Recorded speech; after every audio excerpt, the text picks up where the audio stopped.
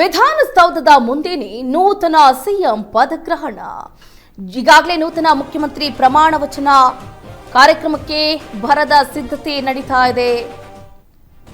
ನಾಳೆ ಸಿಎಲ್ಪಿ ಮೀಟಿಂಗ್ನಲ್ಲಿ ನೂತನ ಸಿಎಂ ಆಯ್ಕೆ ಬಗ್ಗೆ ಚರ್ಚೆಯಾಗುತ್ತೆ. ವಿಧಾನಸೌಧದ ಗ್ರೌಂಡ್ ಸ್ಟೆಪ್ ಮುಂದೆನೇ ಪದಗ್ರಹಣ ನಡೆಯುತ್ತೆ. ಪ್ರಮಾಣ ವಚನ ಸ್ವೀಕಾರ ಸಿದ್ಧತೆಗೆ ಅಧಿಕಾರಿಗಳಿಗೆ ಈಗಾಗಲೇ ಸೂಚನೆಯನ್ನ ನೀಡಲಾಗಿರುವಂತದ್ದು. ಬೆಂಗಳೂರು ನಗರ ಪೊಲೀಸ್ ಆಯುಕ್ತರ ನೇತೃತ್ವದಲ್ಲೇ ಸಭೆಯನ್ನ ಕರೆಯಲಾಗಿದೆ.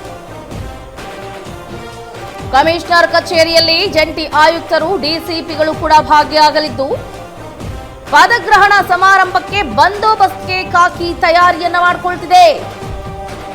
ಬಂದೇ ಬಿಡ್ತು ಡಿಕೆ ಶಿವಕುಮಾರ್ ಅವರ ಕನಸಿನ ದಿನ.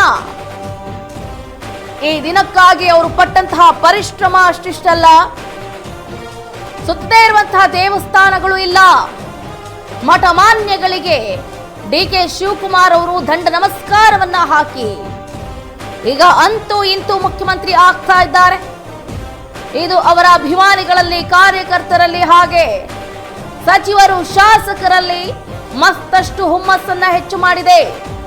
ಕನಕಪುರದ ಬಂಡೆಯ ಸರ್ಕಾರ ಇನ್ನೇನು ನಾಳೆ ನಾಡಿದ್ರ ಒಳಗಡೆ ಅಧಿಕಾರಕ್ಕೆ ಬರುತ್ತೆ.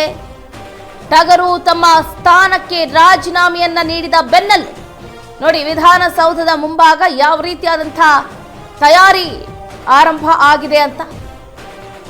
ಡಿಕೆ ಶಿವಕುಮಾರ್ ಅವರು ಮುಖ್ಯಮಂತ್ರಿ ಆಗಬೇಕು ಅಂತ ಕನಸನ್ನ ಕಂಡಿದ್ರು. ಅಷ್ಟೇ ಅಲ್ಲದೆ ಅವರ ಸಹೋದರ ಡಿಕೆ ಸುರೇಶ್ ಅವರು ಕೂಡ ಒಂದು ಕನಸಿನ ಮನೆಯನ್ನೇ ಕಟ್ಟಿದ್ರು ಅಂದ್ರೂ ಕೂಡ ತಪ್ಪಾಗ್ಲಿಕ್ಕಿಲ್ಲ. ಅಣ್ಣ ತಮ್ಮಂದಿರ ಬಾಂಧವ್ಯ ನಮ್ಮೆಲ್ಲರಿಗೂ ಕೂಡ ಕಣ್ಣಲ್ಲಿ ಅಚ್ಚಳಿಯದೆ ಉಳಿತಾ ಇದೆ.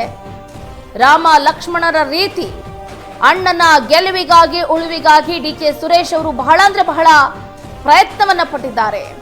ಅಣ್ಣನ ಪರವಾಗಿ, ಅಣ್ಣನ ಬೆನ್ನಿಗೆ ನಿಂತು ಪ್ರತಿ ಕ್ಷಣದಲ್ಲೂ ಕೂಡ ಏನೇ ತಪ್ಪು ಮಾಡಿರ್ಬೋದು, ಬಟ್ ಅಣ್ಣನನ್ನ ಎಲ್ಲೂ ಕೂಡ ಬಿಟ್ಟುಕೊಡದೆ ಇವತ್ತಿನವರೆಗೂ ಕೂಡ ಜೊತೆಯಲ್ಲೇ ಹೆಜ್ಜೆ ಹಾಕೊಂಡು ಬಂದಿರುವಂತಹ ಡಿಕೆ ಸುರೇಶ್ ಅವರ ಒಂದು ಖುಷಿಗೆ ಪಾರವೇ ಇಲ್ಲ ಅಂತ ಹೇಳ್ಬೋದು.